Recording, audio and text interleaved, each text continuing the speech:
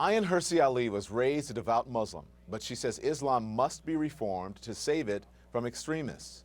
In her early 20s, she fled to the Netherlands to escape an arranged marriage and eventually became a member of the Dutch parliament. In 2004, she faced death threats after the murder of filmmaker Theo van Gogh, who directed her short film Submission about the oppression of women under Islam. Ayaan Hirsi Ali's latest book is Heretic, and she joins me now. So glad to have you. How are you doing? Doing great. Thank you, Rehan. Thank you for having me. These attacks in Paris have really shocked the world, but I imagine they didn't come as a surprise to you because you have been sounding the alarm about this for years. Unfortunately, that's true. It's tragic. I wish I did. I mean, I always say I wish I was wrong. But yeah, I mean, the message that there is a utopia where the world can be brought under the banner of Islam, that is something that's been spreading for decades and decades, and it's infected the hearts and minds of young people who are acting on it. Why do you feel this way about Islam? Because you were raised a Muslim, a devout Muslim. I was raised a devout Muslim, and initially, up to about my mid-teens, we took it for granted that we were Muslims. And then in secondary school, I mean, I was 15, 16 at that point, this narrative that it wasn't enough to be just Muslim, it wasn't enough to be pious. There had to be something else. You had to go and command right and forbid wrong and tell fellow Muslims that they should be praying and should be pious, to tell Christians to convert to Islam. What entered our neighborhood and our life was a narrative of jihad, you know, holy war, martyrdom. The world was divided into those who believe and those who don't. Jews became our enemies, etc. And that is when 9/11 happened years later. I thought, oh my goodness, that took on hold, and it's not only of me, but if I was one of those young 19 men, and if I had gone on to believe that, I would definitely have done the same thing. You say the opposite of what many people who come on and who are Muslims and who practice Islam, and they say Islam is a peaceful religion. Are you saying Islam is not a peaceful religion? I'm saying there are millions of peaceful Muslims, people who want to live in peace, especially since that's the one key thing that's challenged in Muslim-majority societies. But Islam as a doctrine, as a theology, and especially in its political aspect, it is used to wage war. It's used as a tool of intolerance towards women, towards gays, towards others. And that's what I'm talking about. It is, of course, possible to turn Islam into a religion of peace, but it's not going to happen automatically. There are things that need, and I describe those 5 key points in my book, but things need to happen. Muslims need to unify around what should change within Islam. I just point out 5 of them. Yeah, I want you to listen to this interview that I did with a Muslim family, and they lost 2 loved ones, sisters in fact, in that Paris terror attacks. Sharif Njai, one of the brothers, made this emotional appeal. Listen. We are among so many victims. I would tell these people and the world to understand that there's a critical difference between whatever they preach and between the peace that we are in Islam. I want to tell these people that whatever agenda they're doing, they should stop wrapping it around the blanket of Islam, because the blanket of Islam is about peace and unity and love, because that is the furthest from Islam. Because a Muslim would not kill just for the sake of killing, especially killing women or elderlies or kids. So Ayaan, what do you make of what he's saying? He's obviously in grief, but he is saying that, basically saying that these people are perverting Islam. Yeah, so I acknowledge his grief. I feel his pain, but they are not perverting Islam.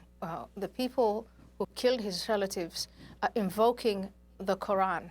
The question is, they invoke the Prophet Muhammad, the founder of Islam. 1.6 billion people follow his example or aspire to follow his example. Did Muhammad behave in these ways that the extremists, the way they portray him? And the uncomfortable truth is, yes, he did. Can he be an example in that way? If not, what should Muslims do and say about it? What about jihad, holy war against the infidel? What about Sharia law? What about commanding right and forbidding wrong? What about investing in life after death? These are very problematic concepts within Islamic doctrine, Islamic theology, Islamic jurisprudence, history, and tradition. And it is promoted not only by crazy individuals who feel disenfranchised and marginalized in Europe, it's promoted by the key countries of, you would say the core countries of Islam, such as Saudi Arabia, Iran, Qatar. They've been pouring a lot of money into this narrative, and now we are seeing the world unfold in the way that they've been promoting it, and they're not taking responsibility, and they're not being held responsible for it. Is this what you see? What do you see as the cause for the rise in radical Islam and these terrorist acts? Is it because of what you just said? Well, the idea that the world can only be improved and Islam is the solution, that idea is about at least 95 years old. If I start with the Sunni Muslim Brotherhood in response to, westernization. But the idea took on hold and was spread across the world with resources, with money from oil. And I would say the key country that has pushed this is Saudi Arabia. They've established madrasas everywhere across the world, pushing this Wahhabi narrative. And Qatar joined them and other oil-rich countries. And now they're facing the backlash. They're playing the victim card. They're not taking responsibility for the fact that they actually pushed this narrative and destroyed whole societies and continue to destroy whole societies. And we need to hold them responsible for that. You think that we could have a better strategy. You say that European leaders must do 3 things that you write about in your latest article. 3 things to start to prevent further attacks. You say learn from Israel, address the infrastructure of indoctrination, and design a new immigration policy. Does this apply to the United States as well? I think eventually it will. 2 decades ago, when this generation that have now turned out to be jihadis, when they were not jihadis, when they were just young children, Europeans failed to educate them and immerse them in the ideas of liberty and tolerance and equality and what Europe is all about. The Islamists were penetrating their neighborhoods, telling them Western civilization is all about oppression and decadence. And they could read in newspapers and see on television Westerners also complaining about Western society, thus reinforcing that message. Now, I think in hindsight, we need to penetrate those very same neighborhoods and try and educate young citizens of free countries what freedom is all about, what tolerance is about, what equality is all about. Closing of borders.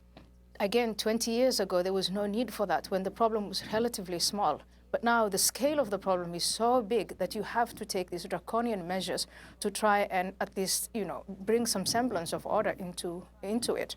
The United States is not where Europe is, but if the United States follows the same footsteps, multiculturalism and all this nonsense, then the United States could very quickly get there. Let's talk about this Syrian refugee question that has been raised here in the United States. It's very different than in Europe, I would think, where there are tens of thousands of people who can cross into the border.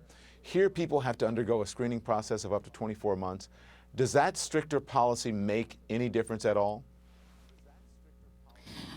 Again, I watch this with incredulity, and I think it is not really about where they are coming from and who they are. We know that these people, most Syrians, have been subjected to terror more than we can ever understand. And those who survive, if they're looking for help, I think we in the United States and even in Europe, we should offer that help. But it is what happens after they arrive, not before. Once Syrians come here, if we can educate them and immerse them, again, in the doctrine of freedom and what the constitution of this country is about, that's a different story. And when they're here 20 years from now, I think we're going to see people who are grateful to America and are patriotic. But if not, if we leave them in the hands of these, Islamists, we're going to see what happened in Minneapolis with people who come from the same country as I do. A lot of, Somalis in Minneapolis, in Minnesota, ended up joining Al-Shabaab in the US, not before they were here. Ayaan Hirsi Ali, thank you so much. You're welcome. Thank you.